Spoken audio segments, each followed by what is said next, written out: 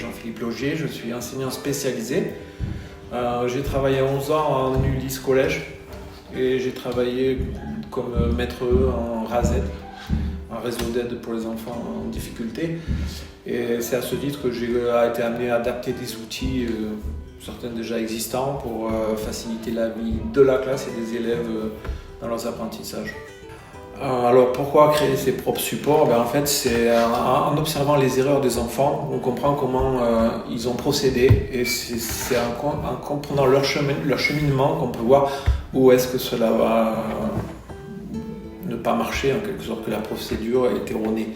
Donc c'est l'idée de construire des outils à partir de leurs propres difficultés. C'est un outil de numération où les étiquettes se superposent sur l'outil. Donc je le mets pour monter les unités, on les rabat sur le support.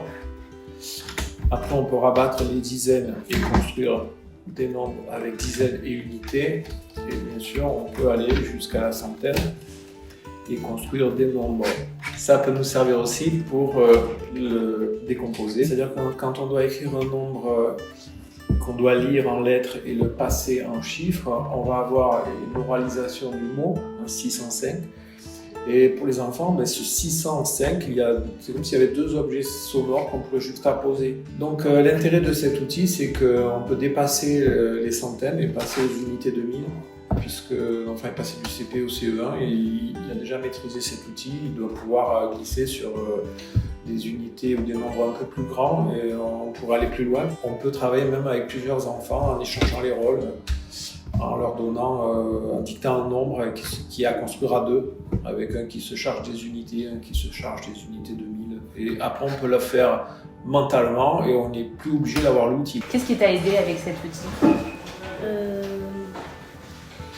C'est qu'on peut ça avoir par exemple les centaines, c'est en orange, les dizaines c'est en bleu-vert et les unités et c'est en rose. Raphaël, est-ce que tu peux nous construire le nombre de ton choix? Ok. Puis tu nous diras ce que tu as construit.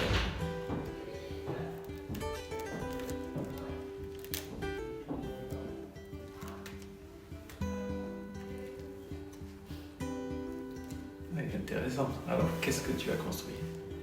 2224. Bravo. Très bien. C'est très bien. Rien à dire de plus. Je vais vous présenter le second outil. C'est un outil pour orthographier les mots. Alors, ça a été utilisé dans le cadre des devoirs à faire à la maison pour aider les familles justement à accompagner leurs enfants. Le principe est simple, c'est une police de caractères qui est téléchargeable gratuitement, qui s'appelle 10 boîtes vides ou 10 boîtes pleines. Donc les enfants ils sont invités à copier les mots de la boîte pleine vers la boîte vide pour comprendre qu'il y a une forme qui correspond à chaque lettre. Dans un second temps, on leur dicte les mots et là ils ont possibilité d'avoir recours au modèle, mais ça les oblige à passer en mémoire de travail puisqu'ils ne les voient pas au moment où ils les écrivent. Et après, ils peuvent aussi, à partir de ça, voir tout seul que c'est pas parce qu'ils ont réussi phonétiquement que c'est bien orthographié, puisqu'il faut avoir aussi le bon nombre de lettres et aussi les lettres qui correspondent au costume du mot. Donc ils peuvent voir qui n'ont mis qu'un N au lieu de 2 ou 2 L, ou qui n'ont pas mis les bonnes graphies du son O par exemple. Ça peut être accompagné d'un étayage avec les porte-clés qui existent avec toutes les graphies du haut, toutes les façons d'écrire le lieu. S'ils ont mis Y au lieu de I, de Z, ça ne rentre pas dans les cases. Voilà, donc c'est un outil qui permet de réguler le travail au fur et à mesure qu'on avance et pas rendre sa copie et attendre la correction. Donc c'est des outils très pratiques, mais qui parfois c'est juste l'organisation de l'espace, d'un exercice. Mais oui, bien sûr, on peut en créer tous les jours en fait, si on prend le temps avec un enfant de regarder où est-ce que ça n'a pas fonctionné. Donc oui, il y en a d'autres.